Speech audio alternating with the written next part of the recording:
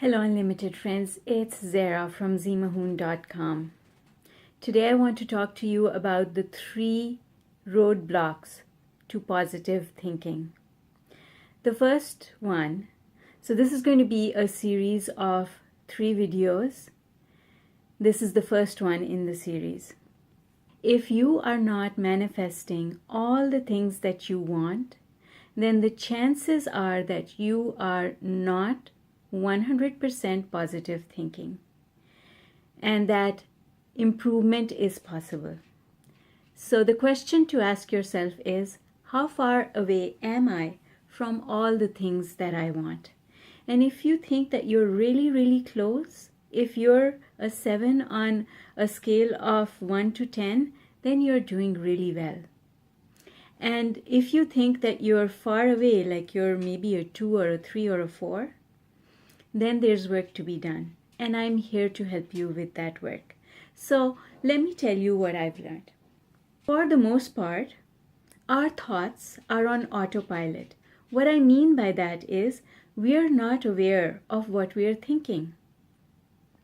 For example, do you remember the first thought that came into your mind when you woke up this morning? Or do you remember what you were thinking about as you were eating your dinner last night? We don't generally remember. And the funny thing is, we'll be doing something and thinking about a completely different thing. When you're eating dinner, are you actually thinking about the food that's before you? Or are you thinking about the problems that you encountered during the day? Being mindful means giving all your attention to that which is before you. Mindfulness keeps us from wandering with our thoughts. And that's a good thing. Because if you're wandering in your thoughts, that's like being in a boat without a rudder. You have no direction. Let me give you an example, or let me tell you a story that I tell in my meditation group when we meet every Tuesday night. Everybody in the group knows this.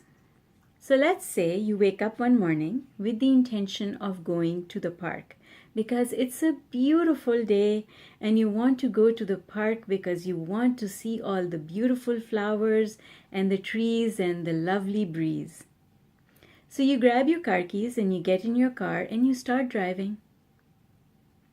After a little while, you realize that you're nowhere near the park. In fact, you've turned and gone in the direction that you usually go, which is near the city garbage dump. When you realize that, you stop and you turn your car around and make your way to the park. This, my friends, is what happens when we are on autopilot in our thoughts. Literally, this is what happens, because you'll be driving somewhere but you'll make a wrong turn because it's your habit to go on a different route. I've done it. I'm guilty of it. In the morning, I'm used to going to work. So my car will automatically turn towards in the direction of my office. Now, it doesn't automatically do it. It does it because I'm not deliberately focused. I am not paying attention to what's going on in my head. So, it's important to realize when we are on autopilot, and it's important to take back manual control. How do you know that you're on autopilot? If you're someone who mostly is off somewhere else in your thoughts while you're attending to a task, then you are most likely someone whose thoughts are on autopilot most of the time. The way to take back manual control is to pre-pave what you want to accomplish within a definite segment of time. For example, if you're going to attend a ball game, maybe one of your children is playing in the game. You pre-pave going to the game and having a fantastic time.